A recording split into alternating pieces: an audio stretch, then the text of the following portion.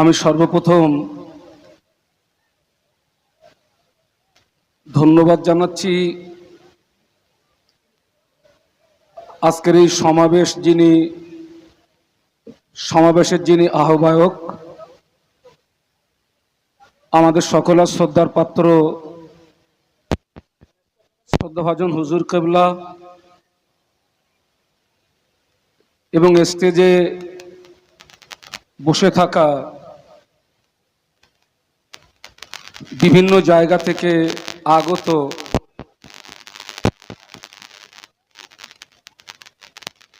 সম্মানীয় ব্যক্তিগণ, আমি খুব সংক্ষিপ্ত আকারে আপনাদেরকে দুটি কথা বলি। আপনারা একটু আগে আল্লাহ হযরত মাওলানা আবু বকর সাহেব হুজুরের কাছ থেকে আপনারা আমাদের এই ওয়াকফ সম্পত্তির সূচনা কোথা থেকে, তার সুন্দর দিক তিনি আপনাদেরকে শুনিয়েছেন। আজকের আমরা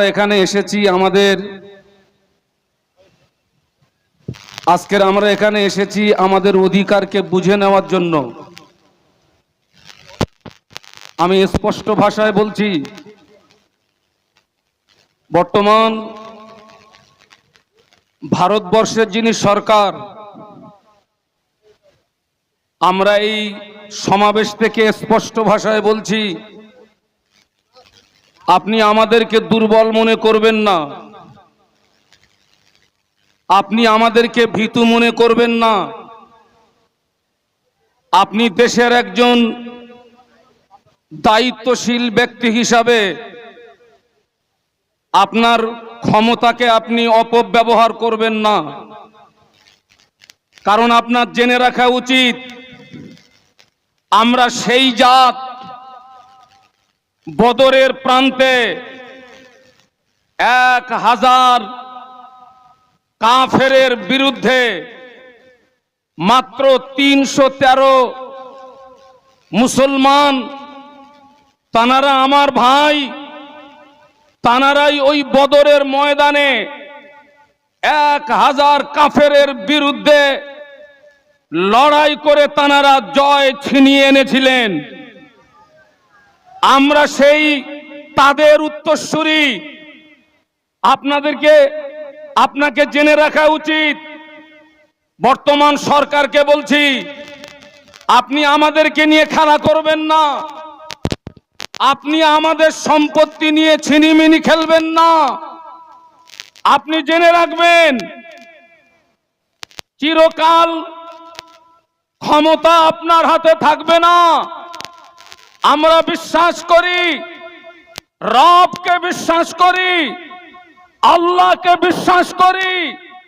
আমার ওই রব, তিনি ফেরাউনকে জুতো পেটা করে, তিনি ফেরাউনকে লোহিত সাগরে ছুঁচোর মতন চুবিয়ে, আমার ওই আল্লাহ ফেরাউনকে পৃথিবীর জমিন থেকে বিদায় করে দিয়েছে।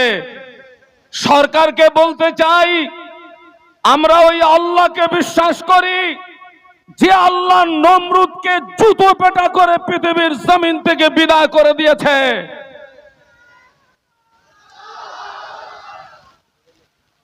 আমরা আপনাকে হুঁশিয়ার করে দিতে চাই, আপনি প্যালেস্টাইনের দিকে লক্ষ্য করুন। আমার প্যালেস্টাইনের ভাইয়েরা মাকে বিলিয়ে দিয়েছে, প্যালেস্টাইনের ভাইয়েরা পিতাকে বিলিয়ে দিয়েছে, প্যালেস্টাইনের ভাইয়েরা গোলাপ ফুলের মতো বাচ্চাগুলোকে তারা বিলিয়ে দিয়েছে। কিন্তু তারা তাদের জন্মভূমিকে রক্ষার জন্য আজও তারা ময়দানে আছে। আমরা সেই জাত। আপনি মনে রাখবেন, আপনি আমাদেরকে খেপিয়ে তুলবেন, আপনি আমাদেরকে ভয় দেখাবেন, আপনি আমাদেরকে ক্ষমতার জোর দেখাবেন। আপনাকে হুঁশিয়ার করে দিতে চাই, আমাদের এ লড়াই হচ্ছে ঈমানি লড়াই।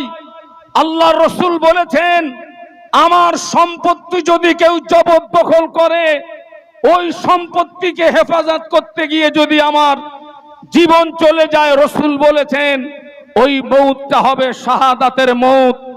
আজকের এতগুলো মানুষ এখানে আছেন, পীরজাদা তোহা সিদ্দিকী হুজুরের ডাকে আমরা এখানে এসেছি।